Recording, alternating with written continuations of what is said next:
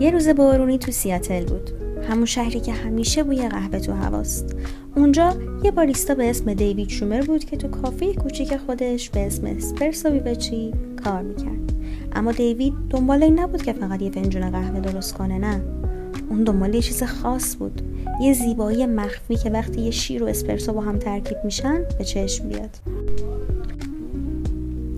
هر روز قبل از اینکه کافه باز بشه میشست پشت دستگاه و با بخار و شیر بازی میکرد.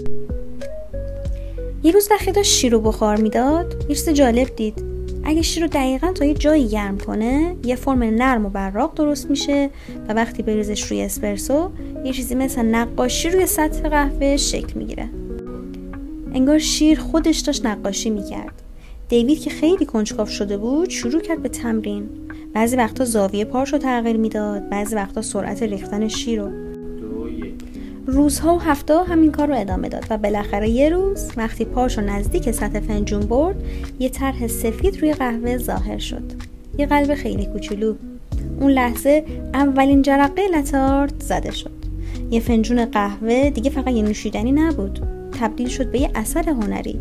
اما دیوید ولکن نبود، تمرین میکرد، اشتباه میکرد و دوباره تمرین میکرد. قلب‌ها تبدیل شدن به طرح‌های پیچیده‌تر و کم کم رسید به روزتا، همون طرح معروف شبیه برگ که امروز همه جا می‌بینیمش. خبرش پخش شد. باریستاها از سراسر آمریکا و بعد از کل دنیا اومدن ببینن این مرد با این پارچه شیر چه جادویی میکنه. و اینطوری بود که هنر لاتارت از یک کافه کوچیک بارونی تو سیاتل تبدیل شد به یکی از زیباترین بخش‌های دنیای قهوه.